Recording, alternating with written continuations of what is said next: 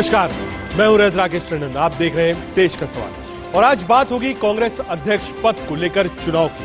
कांग्रेस अध्यक्ष पद के लिए कांग्रेस के दो दिग्गजों ने आज नामांकन किया है। पहला नाम मल्लिकार्जुन खड़गे का, तो दूसरा शशि थरूर ने भी नामांकन किया है।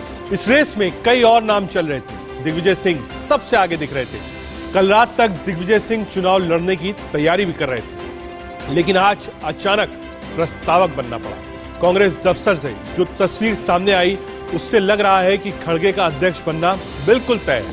खड़गे के नॉमिनेशन के समय कांग्रेस के सभी बड़े नेता मौजूद रहे, जबकि शशि थरूर के साथ सिर्फ 3 नेता दिखे।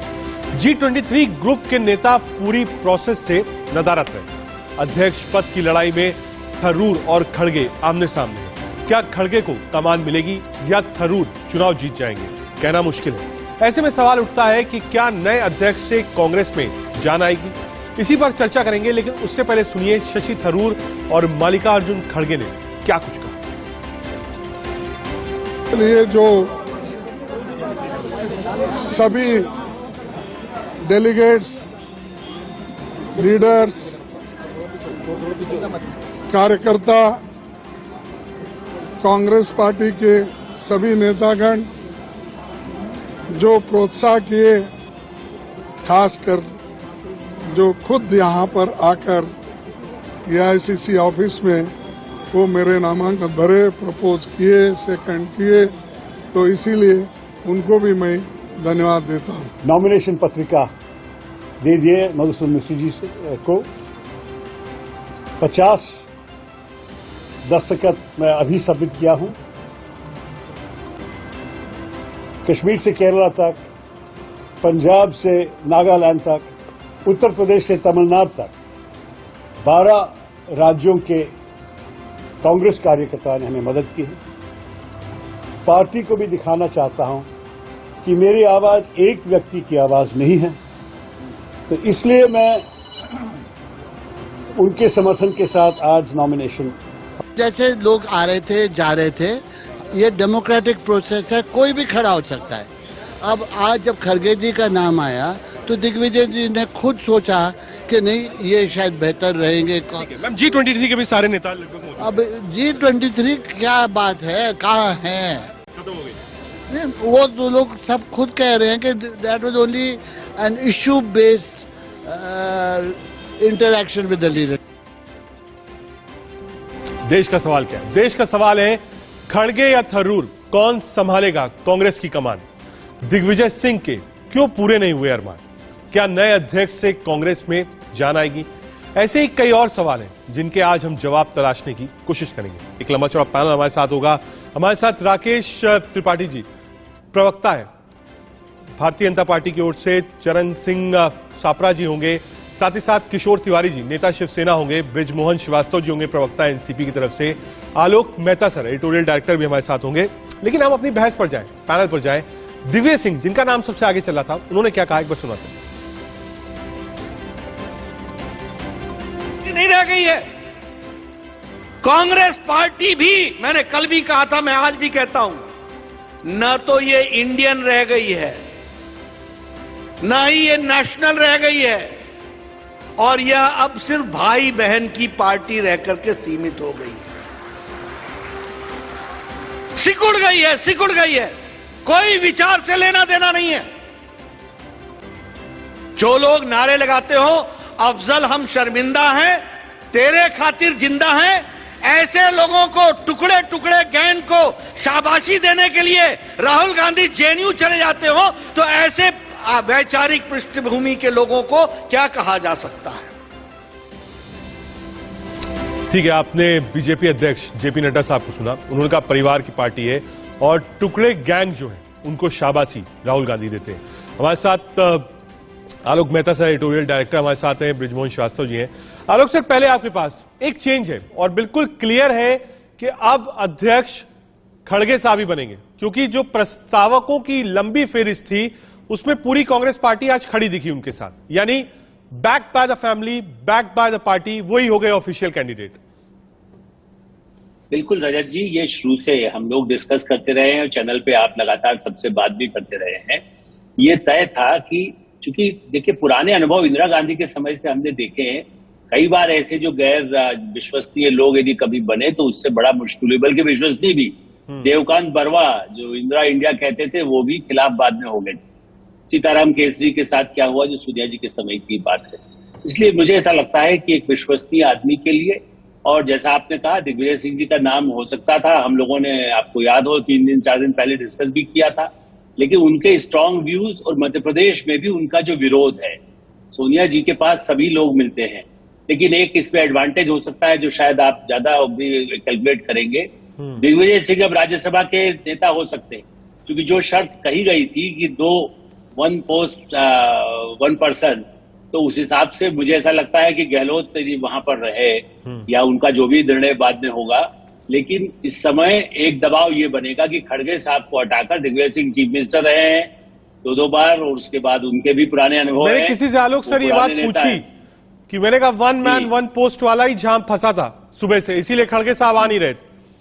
तो उन्होंने कहा कि साहब ये जो राज्यसभा में एलओपी की बात है, मान लीजिए खड़गे साहब नहीं रहेंगे, तो मैंने कहा अब तो दिग्विजय जी हो जाएंगे। कहा साहब अब नया अध्यक्ष आएगा, नए तरीके से बातचीत होगी, जरा इंतजार करिए। ठीक है, आ रहा हूं आपके पास। किशोर तिवारी जी, आपके ही सहयोगी दल, आप भी अलायंस में थे साथ में, बार बार परिवारवाद की बात उठती थी, तो क्या ये परिवारवाद वाला जो ठप्पा है वो आज कांग्रेस पार्टी से हट जाएगा? 23 साल बाद गैर गांधी अध्यक्ष होने जा रहा है। नहीं, ये देखिए आप रजत, मैं अभी बता रहा हूं कि भारत जोड़ो जो अभियान चालू है राहुल जी का, उसको मिलने वाला सपोर्ट, और कांग्रेस ने खड़गे जी का नाम सामने किया, एक वंचित समाज के आदमी को किया और एक बहुत बड़े नेता को किया। मुझे लगता है कांग्रेस एक अच्छी दिशा में जा रही है। कांग्रेस अगर अपने रियल रोल में आती है तो मैं अभी बताता हूं कि आलोक जी को लगेगा, लेकिन महाराष्ट्र में या इधर जो हवा चल रही है, मुझे लगता है कि आते समय में भाजपा मुक्त इंडिया की बात भी होने लगेगी, क्योंकि लोग अभी ऊब गए हैं, बहुत ऊब गए हैं। जिस प्रकार के अभी आप नड्डा जी का स्पीच बता रहे थे, आप कितनी गालियां दोगे? एक ही परिवार को गालियां दो। अरे लोगों के कोई आर्थिक प्रश्न नहीं जमा। आलोक जी, मैं आपको बताता हूं, आज मैं बड़े दुख के साथ बोल रहा हूं कि 2004-5 के अंदर जो किसान आत्महत्या होती थी, उससे दुगनी तिगनी किसानों की आत्महत्या हो रही है। आ रहा हूं। और एक बार बिजमोहन जी को भी जोड़ लेते हैं सर डिबेट में। बिजमोहन जी, एनसीपी सुप्रीमो पवार साहब ने एक बार ये बात कही थी, उनका मतभेद हो सकता है राहुल गांधी जी के साथ, उन्होंने एक इंटरव्यू में ये बात कही थी कि पुराने जमींदार की तरह आप बिहेव मत करिए, पार्टी आगे निकले। तो क्या खड़गे साहब अध्यक्ष बनते हैं तो कुछ फेरबदल कांग्रेस पार्टी में दिखता है आपको, अलायंस पार्टनर के रूप में खड़गे एज कांग्रेस प्रेसिडेंट?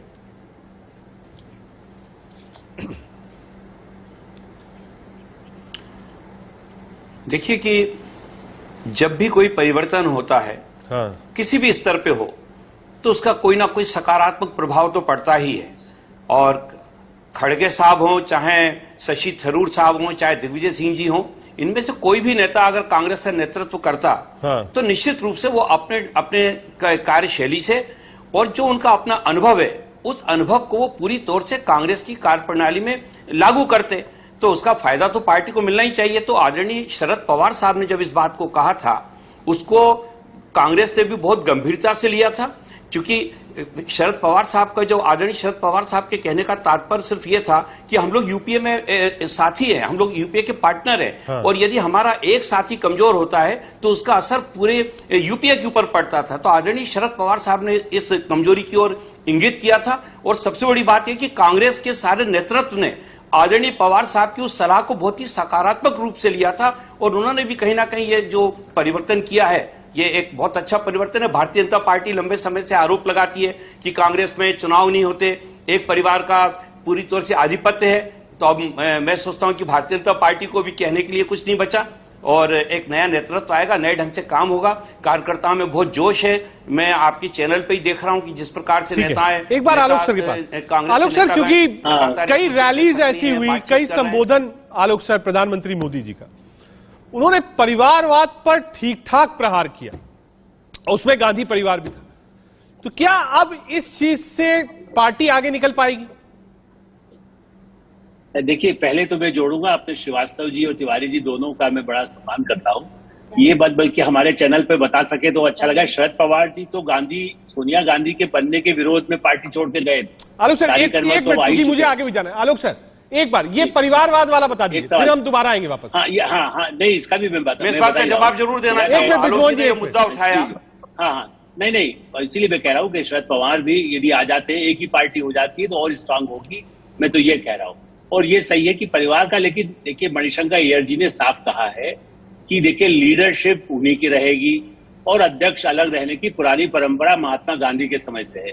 तो मणिशंकर अय्यर तो ये मानते हैं कि महात्मा गांधी और नेहरू की तरह ही सोनिया गांधी या राहुल गांधी हैं, और इसलिए चाहे अध्यक्ष कोई भी होगा, लीडर वही रहेंगे। और मणिशंकर अय्यर से क्लोज इस समय कोई भी जीवित व्यक्ति नहीं है, मेरा ऐसा मानना है। और युवाओं में भी कोई ऐसा नहीं है जो मणिशंकर के बराबर हो, इसलिए मैं उनकी बात को मानता हूं। लीडरशिप, अब वो बीजेपी विरोध करे, वो गांधी फैमिली ना हो तब भी विरोध करेगी। देखिए, अध्यक्ष कोई भी होगा, वो क्या शरद पवार का वहां विरोध नहीं करते हैं जब जरूरत होती है। तो लेकिन अब सवाल यह कि क्या कांग्रेस के सारे लोग इकट्ठा हो पाएंगे? बहुत बड़ी बात होगी, मैं तो मानता हूं। बल्कि कई लोग तिवारी से कहूंगा, देखिए, हम लोग ये चाहते हैं कि अपोजिशन अच्छा हो, हमारा आपका प्रोटेक्शन तभी होगा, लेकिन अपोजिशन हो तो सही। आलोक से रोकूंगा, एक बार बीजेपी प्रवक्ता राकेश त्रिपाठी जी हमसे जुड़ गए। राकेश भाई, बार बार बीजेपी कहती थी परिवारवाद, नड्डा साहब कहते थे भाई बहन और मां की पार्टी है। क्या कांग्रेस पार्टी उससे आगे निकल गई? क्योंकि अब नामांकन नहीं हो सकता, 3 नामांकन है, 2 सीरियस, एक थरूर साहब का और एक खड़गे साहब का, दोनों ही नॉन गांधी है। राकेश त्रिपाठी,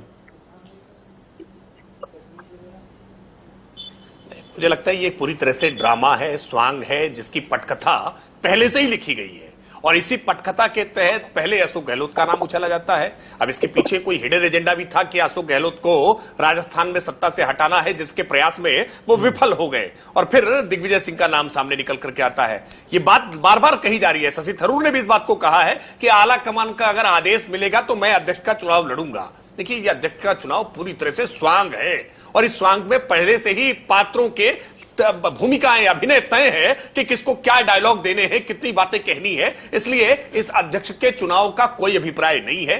ये पूरी तरह से गांधी नेहरू परिवार से, जनपद से अभी भी कांग्रेस चलती रहेगी, इसमें किसी प्रकार का संशय नहीं होना चाहिए। ये बात बिल्कुल तय है। आप जब अध्यक्ष का निर्वाचन हो जाएगा, कार्यप्रणाली शुरू होगी, तो अपने आप इस बात की छाप दिखाई पड़ने लगेगी। हमने देखा है कि कैसे केंद्र में मनमोहन सिंह जी को प्रधानमंत्री बना करके रिमोट कंट्रोल से सरकार चलाई जाती रही है। कैबिनेट के द्वारा पारित किया गया अधिनियम किस तरह से फाड़ करके राहुल गांधी जी अपनी सुपरमेसी को दिखा चुके हैं संसद में सामने। तो कांग्रेस गांधी नेहरू परिवार के प्रभाव से अलग हट करके अपना कोई शक्तिशाली अध्यक्ष दिखाए, ऐसी संभावना कैसे प्रूव होगा? अपना मात्र है, ये परिवार की क्या है? लिमिटेड कंपनी आपने कहा साहब नॉन गांधी चाहिए रहेगी, आपने कहा नॉन गांधी क्यों नहीं है? 23 साल से गांधी परिवार के पास ही पार्टी थी। राहुल गांधी ने कहा साहब अब की गांधी परिवार के बाहर का अध्यक्ष होगा। गहलोत साहब मनाने भी गए, उन्होंने मना कर दिया, कहा साहब मैं नहीं मानूंगा, आप लोग जाइए तय कर लीजिए। गहलोत साहब नहीं हो पाए, दिग्विजय सिंह आए नहीं हो पाए, खड़गे साहब ने भरा, थरूर साहब ने भरा। पॉइंट यह है कि जो एक पॉइंट था कि नॉन गांधी आगे आए, सापरा साहब भी जुड़ गए कांग्रेस पार्टी से, बहुत स्वागत सापरा जी आपका। तो कैसे आप देखेंगे इसको? ये एक आरोप से तो आज कांग्रेस पार्टी मुक्त हो गई कि गांधी परिवार का ही अध्यक्ष होगा, परिवार का ही अध्यक्ष होगा।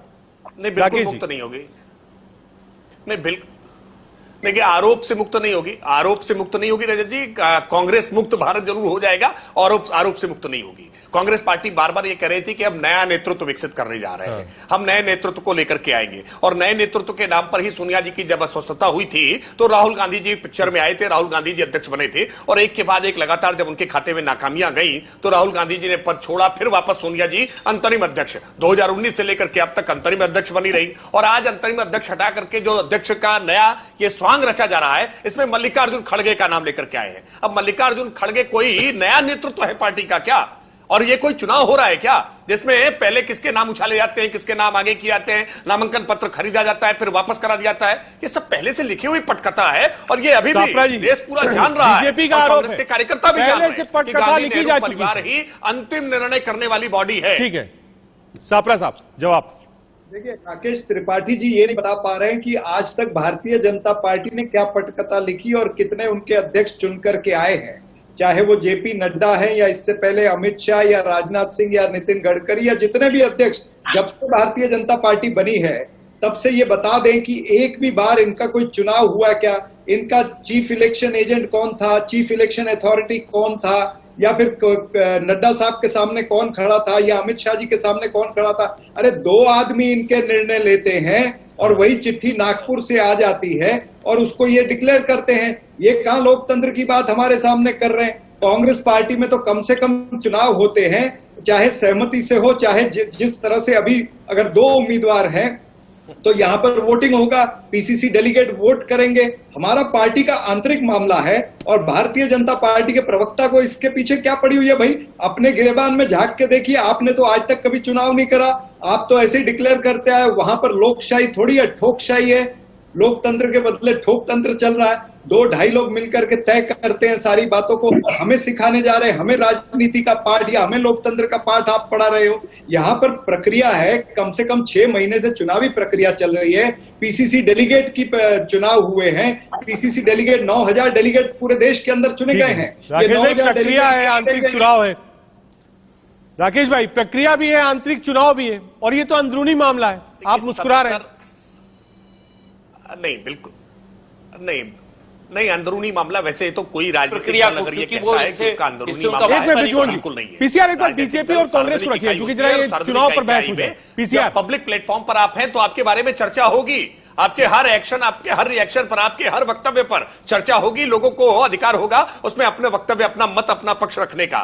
देखिए, कांग्रेस पार्टी के 70 बार डिवीजन हो चुके हैं। 70 नई पार्टियां कांग्रेस पार्टी से निकल करके खड़ी हो चुकी है और आज कांग्रेस का नेतृत्व पूरी तरह से अपना प्रभाव खो चुका है। और राजस्थान के एपिसोड में हमने पूरी तरह से देखा है कि किस तरह से अनुशासनहीनता, अराजकता कांग्रेस की सतह पर आते हुए दिखाई दी है। और मल्लिकार्जुन खड़गे का नाम तय करके फिर उन्हें स्थापित कर दिया कि कांग्रेस के अंदर आंतरिक लोकतंत्र किसी भी रूप में नहीं है। जहां तक आप भारतीय जनता पार्टी की बात कर रहे हैं ना, भारतीय जनता पार्टी में आज अगर किसी प्रकार के, जैसे राजस्थान में विषय उपलब्ध बने ना, वैसा विषय भाजपा में कभी नहीं बन सकता है। अगर भाजपा में कहीं किसी को कोई आपत्ति होती है किसी कार्यकर्ता नेता को, तो भारतीय जनता पार्टी में एक लंबा मार्गदर्शक का एक पैनल है, एक पूर्व अध्यक्षों की लंबी श्रृंखला है। आज नितिन गडकरी जी हो, राजनाथ सिंह जी हो, आज अमित शाह जी हो, आज भारतीय जनता पार्टी के लालकृष्ण आडवाणी जी हो, कई अध्यक्षों की श्रृंखला मिलेगी जिनके साथ परामर्श करके वर्तमान अध्यक्ष समस्याओं का समाधान ढूंढ सकते हैं। लेकिन कांग्रेस पार्टी में ठीक है, एक बार सापड़ा जी ये जवाब भी जाना है ब्रिजमोहन जी के पास। सोनिया जी और श्रीमान राहुल जी यही पार्टी को चलाते रहे हैं।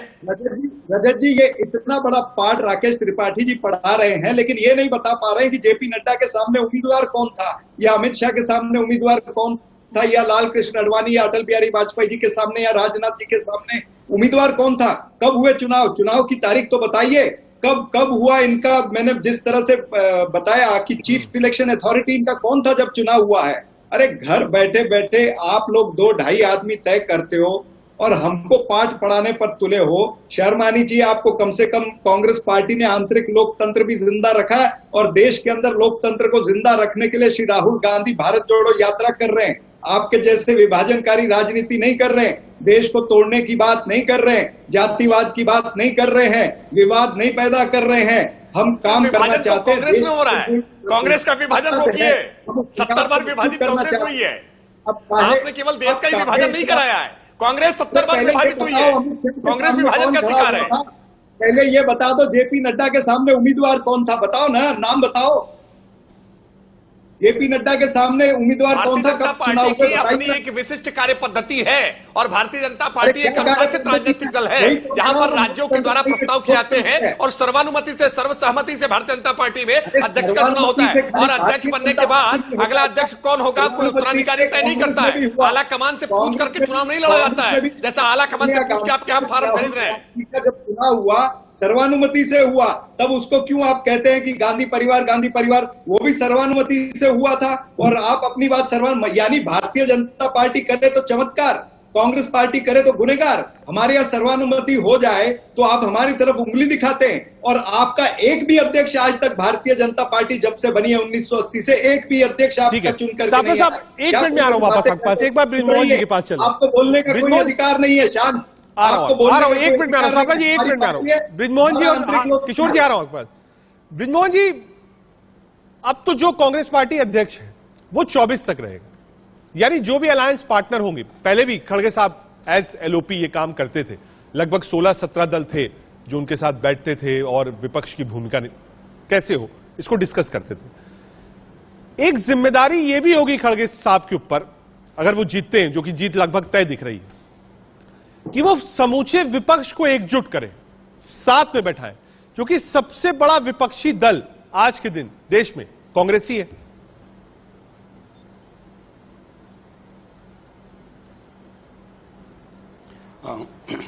रजत जी, देखिए पहले तो आपको 2024 के पहले अभी 2022 भी है। हाँ। इस 2022 में भी गुजरात और हिमाचल प्रदेश में चुनाव होना है, और गुजरात में भारतीय जनता पार्टी के 27 साल के शासन से जो लोग पीड़ित हैं वो वापस भारतीय जनता पार्टी को वहां पे विधानसभा में चुनाव जीतने भी देंगे या नहीं, अभी तो यह प्रश्न है। 2024 तो बहुत आगे की बात है। जहां तक बात अगर कांग्रेस की या विपक्षी दलों की बात मैं करूं तो कांग्रेस के निश्चित रूप से कांग्रेस इस प्रदेश की भारतीय जनता पार्टी के बाद सबसे बड़ी पार्टी है जिसका कि पूरे देश में प्रभाव है, और उसके साथ विपक्ष की एकता और विपक्षी दलों को जब तक बैठ के बातचीत नहीं होगी तब तक विपक्षी एकता की तैयारी नहीं हो पाएगी।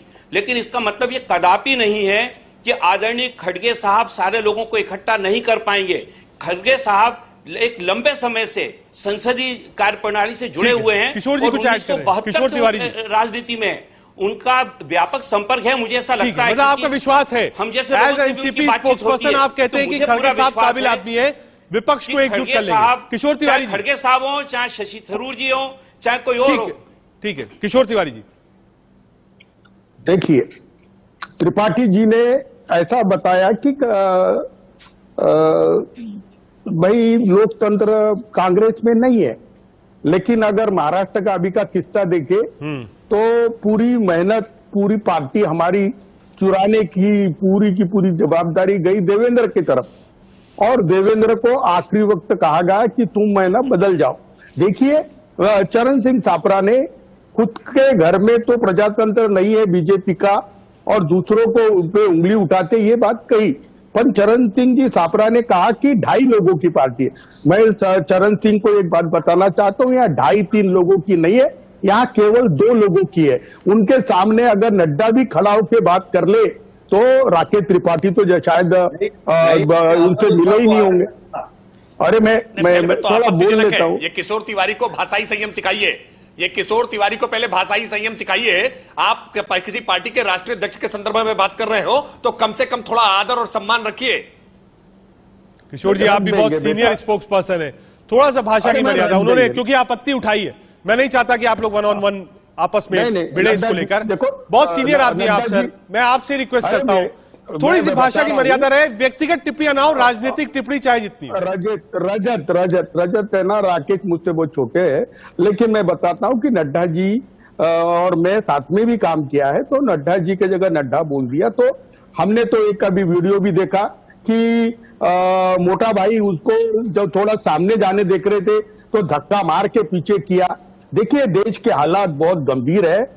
मोदी और शाह मुक्त महाराष्ट्र भारत बनाने के लिए जो कुछ भी कांग्रेस धरातल पे आ गई है, देखो भारत जोड़ो आंदोलन से उनको समस्या। राकेश भाई, क्योंकि टिप्पणी बीजेपी पर है और आपके अध्यक्ष पर है, एक बार आप जवाब दे दीजिए राकेश त्रिपाठी जी। मैंने देखिए क्या है, ये परिवारवादी जितने दल है ना, इन परिवारवादी दलों में छटपटाहट है, क्योंकि लगातार एक के बाद एक खारिज हो रहे हैं। महाराष्ट्र में आप अपने कर्मों से गए हैं और जो भी परिवारवादी दल खाने की टेबल पर बैठ करके पार्टी सांसदों में 40 सांसद ऐसे जो परिवार अगर वो परिवार से जुड़े ना होते उनको टिकट ना देती आपकी पार्टी। पुत्र मिलकर के अगर पार्टी के निर्णय न निपटा रहे होते, सामान्य कार्यकर्ताओं से बात संवाद कर रहे होते, तो परिणाम ये नहीं होता। आज कांग्रेस छोड़ करके जाने वाले नेताओं के स्वर सुनिए, आप कैप्टन अमरिंदर सिंह को सुनिए, आप गुलाम नबी आजाद को सुनिए। आप गुलाम नबी आजाद इतने पार्टी के पुराने सीनियर लीडर रहे हैं और क्या आरोप लगाए उन्होंने कि कांग्रेस पार्टी का नेतृत्व आज अपने पास केवल घिरा हुआ है। अपने सिक्योरिटी गार्ड से अंगरक्षकों तक से आप परामर्श करने का काम कर रहे हैं, पार्टी के नेताओं से संवाद नहीं करते हैं।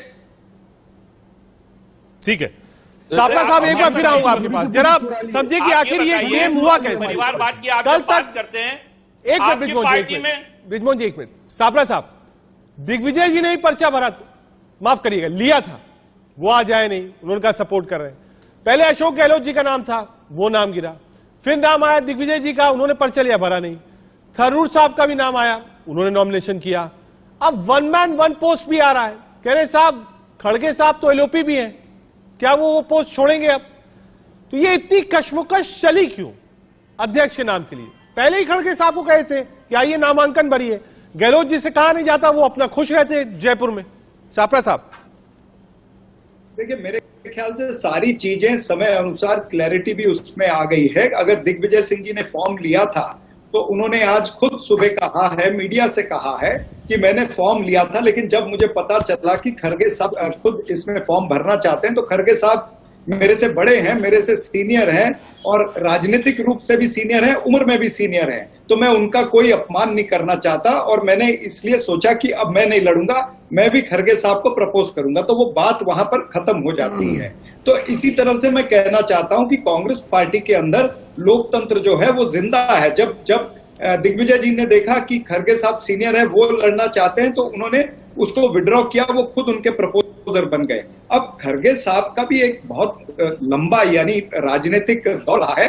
10 चुनाव वो लड़े हैं, 10 चुनाव में से 9 चुनाव वो जीते हैं और केंद्रीय मंत्री भी रहे हैं, लोकसभा में भी रहे हैं, राज्यसभा में अभी विपक्ष के नेता, उससे पहले असेंबली में रहे हैं, कर्नाटका कांग्रेस के प्रेसिडेंट रहे हैं। यानी इतना बड़ा ऑर्गेनाइजेशन का और उनका सरकार का जो उनका एक्सपीरियंस है वो कांग्रेस पार्टी को काम में आएगा। और इसीलिए मुझे लगता है कि खड़गे साहब ने ये निर्णय लिया कि मुझे ये चुनाव लड़ना चाहिए और लोकतंत्र में कोई भी जीत सकता है, कल को शशि थरूर भी जीत सकते हैं, क्योंकि यहाँ पर कोई ऐसा नहीं है कि ये गांधी परिवार का कैंडिडेट है। ये बात नहीं मानूंगा मैं, आपकी सारी बात मान लूंगा, ये जो आपने थरूर साहब वाली बात बोली ये नहीं मानूंगा, क्योंकि जहां नामांकन हो रहा था मैं वहां लगभग 1 घंटे तक था। सापरा साहब, थरूर साहब के साथ कोई नहीं था, G23 के भी नेता नहीं थे, G23 के भी जो नेता थे वो सब खड़गे साहब के साथ थे। जितने प्रस्तावक हैं आप देखिए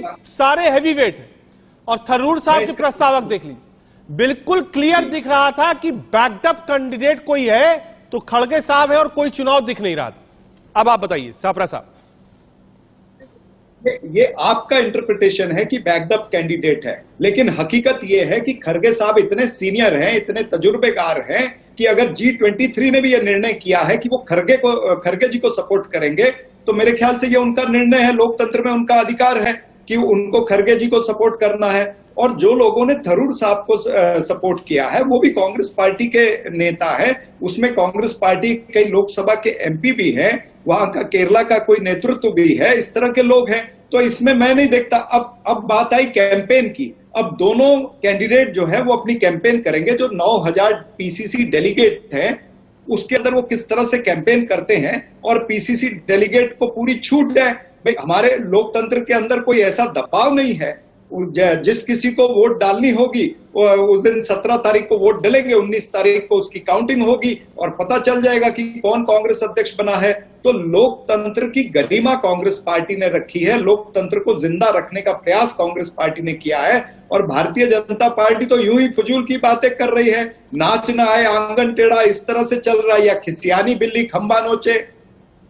राकेश भाई क्यों खिसिया रहे हो, किस बात पे खिसिया रहे हैं, ये जरा क्लियर कर दीजिए सापरा जी को। नहीं, हम तो सच बताएं ईमानदारी से, राहुल गांधी जी अध्यक्ष होते तो हमारे लिए सबसे मुफीद होता है, लेकिन अब राहुल जी अध्यक्ष नहीं हो रहे तो इस बात से दुख जरूर हमें हो रहा है कि राहुल गांधी जी के हाथ में अब नहीं जा रहा है। लेकिन मल्लिकार्जुन खड़गे के आने से भी कुछ होने वाला है, कोई मजबूत फाइट होगी, लोकतंत्र में विपक्ष सशक्त हो जाएगा, ऐसा दिख नहीं रहा है। लोकतंत्र में विपक्ष सशक्त होना चाहिए, हम इस बात के पक्षधर हैं, ये लोकतंत्र की मजबूती के लिए आवश्यक है। लेकिन कांग्रेस पार्टी दिन ब दिन जिस तरह से कमजोर होती जा रही है, मल्लिकार्जुन खड़गे को आगे करने का निर्णय भी उसी कड़ी का हिस्सा दिखाई पड़ रहा है। यह स्पष्ट है, आने वाले समय में भी दिखाई पड़ेगा आपको। मैं बार बार इस बात को दोहरा रहा हूं कि कांग्रेस पार्टी जब अब इतनी बार जो डिवीजन हुआ है, जो नेता इनके पार्टी छोड़ करके जा रहे हैं, एक एक करके इनकी पार्टी के बड़े बड़े नेताओं ने, मुख्यमंत्री रहे नेताओं ने जिस तरह से पार्टी छोड़ी है और जो एलिगेशन लगाए हैं, वो अपने आप कांग्रेस पार्टी की पूरी कार्य पद्धति, कार्य प्रणाली के बारे में स्पष्ट तौर पर बताते हैं। हालिया गुलाम नबी आजाद का उदाहरण देखिए, या कैप्टन अमरिंदर सिंह का उदाहरण देखिए, और जिस तरह से राजस्थान में भी जो कुछ हुआ है, इससे पता चलता है कि नेतृत्व का अपने क्षेत्रीय छत्रपों के साथ संवाद नहीं है, और जो आरोप लगाए जाते हैं उन आरोपों में बहुत कम दिखाई पड़ता है कि राहुल गांधी जी या सोनिया जी आज लोगों के साथ संवाद करने में समर्थ नहीं हो पा रहे हैं। वो दो लाइन डिफाइन कर देता हूं। ये बोलना चाह रहे हैं कि बड़े बड़े नेता कांग्रेस पार्टी छोड़ करके चले गए हैं, कांग्रेस पार्टी कमजोर हो गई है, इस तरह से ये बोलना चाहते हैं। अगर कांग्रेस पार्टी कमजोर हो गई है तो फिर आप काहे जप रहे हो कांग्रेस पार्टी का नाम, काहे जप रहे हो राहुल गांधी जी का नाम? आपके गली से लेकर के दिल्ली तक के नेता रोज राहुल गांधी जी को कोसते हैं, रोज कांग्रेस पार्टी को कोसते हैं। जब कांग्रेस पार्टी आपको लगता है कि कमजोर हो गई है, इसमें कोई दम नहीं रहा है, तो क्यों हमारा नाम जपते हो? अरे आपको डर है कि किस तरह से लाखों लोग श्री राहुल गांधी जी के साथ भारत जोड़ो यात्रा में चल रहे हैं, कांग्रेस पार्टी का वर्चस्व बढ़ रहा है। आप नरेंद्र मोदी जी और अमित शाह जी के पैर कपा रहे हैं कि कहीं 150 दिन पूरे होने पर ये भारत जोड़ो यात्रा कर रही, इधर भारत कांग्रेस छोड़ो यात्रा चल रही है।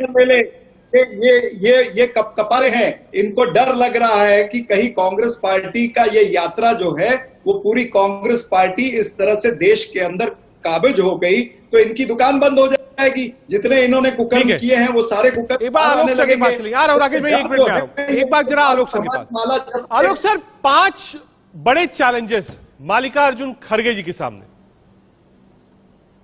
देखिए, चैलेंज सबसे बड़ा ये है, एक तो पहले संगठन को हर जगह खड़ा करना। ये सही है कि समय कम है, लेकिन फिर भी 1.5-2 साल है उनके पास।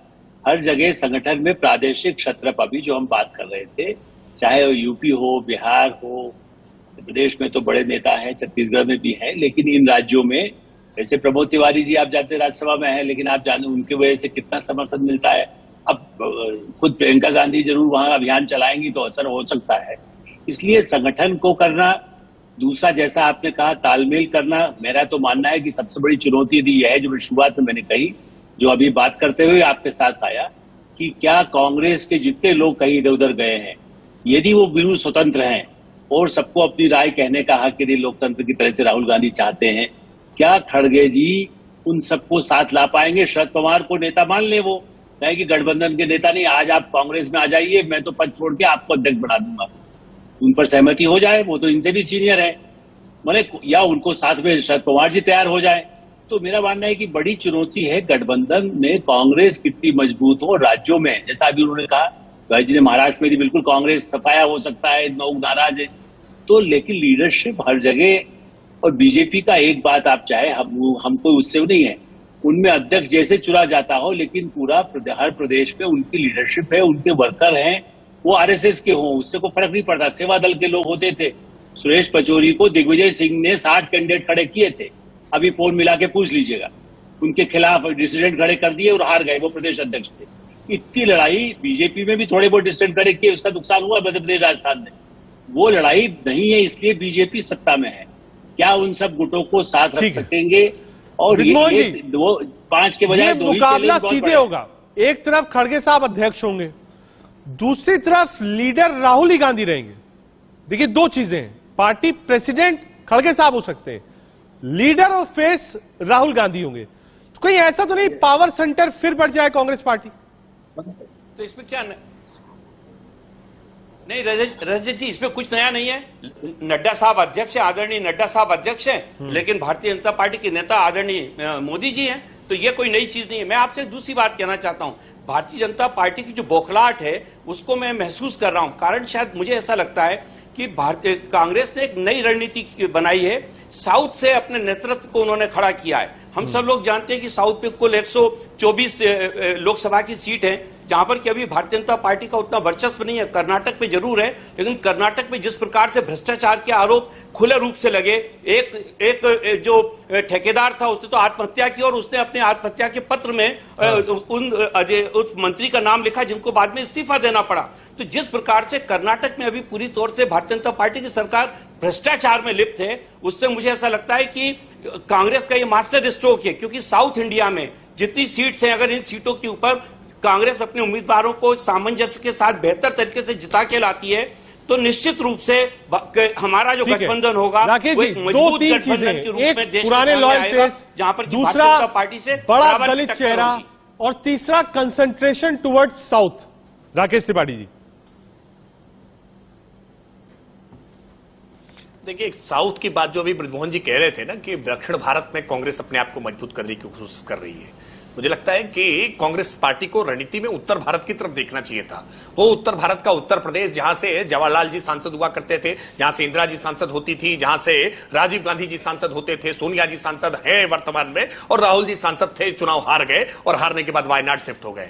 लेकिन सच्चाई यह है कि ये महसूस कर रहे हैं कि अब उत्तर भारत में तो कहीं कुछ करने की गुंजाइश बची नहीं, हमारा यहां कोई जनाधार है नहीं। सोनिया जी की एक सीट बची थी, वो भी इस बार पूरे विश्वास के साथ हम कह रहे हैं कि रायबरेली में भी इस बार कमल का फूल खिल जाएगा। तो ऐसे में उत्तर भारत से कोई गुंजाइश नहीं दिख रही है, इसलिए दक्षिण भारत की तरफ रुख कर रहे हैं। लेकिन भारतीय जनता पार्टी ने दक्षिण में अपना जिस तरह से प्रभाव किया है, हम पूरे विश्वास के साथ कह रहे हैं इस बार दक्षिण भारत में भी भारतीय जनता पार्टी बढ़ेगा। जब तक नॉर्थ इंडिया को नहीं देखेंगे तब तक मजा नहीं आएगा राजनीति। सापरा साहब, निश्चित रूप से मैं भी ये समझता हूं कि जब तक हम उत्तर में मजबूत नहीं होते तब तक मजा नहीं आएगा। लेकिन जिस तरह से भारतीय जनता पार्टी के प्रवक्ता बात कर रहे हैं दक्षिण दक्षिण दक्षिण, तो क्या ये दक्षिण ये भारत का भाग नहीं है क्या? ये पाकिस्तान है क्या, या ये बांग्लादेश है क्या?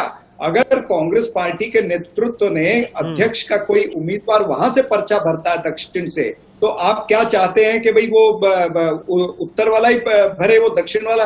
ये जो आपकी विभाजनकारी राजनीति है ना, इसका ही हम विरोध कर रहे हैं। जो आप डिवीजन, अंग्रेजों के जैसे राजनीति करते हो, डिवाइड एंड रूल, अंग्रेज आपके पूर्वज थे, हमको पता है। लेकिन ये जो बातें हैं ये आपको नहीं करनी चाहिए। आप जिम्मेदार पार्टी, सत्ताधारी पार्टी के प्रवक्ता है। पूरा देश एक है, चाहे उम्मीदवार वो साउथ से है या ईस्ट से है या वेस्ट से है या नॉर्थ से है तो भारत देश का है, तो भारतवासी ना।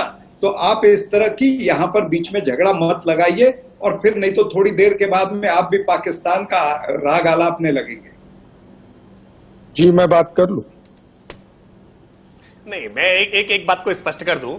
मैं चरण सिंह सापरा जी एक बात स्पष्ट कर दूं, निश्चित तौर पर आप दक्षिण से लाइए, पूर्वोत्तर से लाइए, उत्तर से लाइए, कहीं से लाइए, भारत पूरा भारत है, आप कहीं से लेकर आइए उम्मीदवार, कोई समस्या नहीं है। वो तो ब्रजमोहन श्रीवास्तव जी आपके अलायंस हैं, उन्होंने कहा कि दक्षिण भारत से लेकर के आ रहे हैं। तब मैंने कहा कि भाई जरूरत तो आपको उत्तर की ज्यादा थी, क्योंकि आपके पैर कमजोर उत्तर में ज्यादा हुए हैं। उत्तर में राहुल गांधी जो चुनाव हार गए हैं, उत्तर से आपकी पार्टी का वैभवशाली इतिहास रहा है, और उत्तर में आप बिल्कुल समाप्त रहे हैं। तो आपको उत्तर में मजबूत करना चाहिए था ना। जहां कमजोर है काम तो वहां करना चाहिए ना। आप जहां कमजोर वहां से भाग गए पूरी तरह से छोड़ के।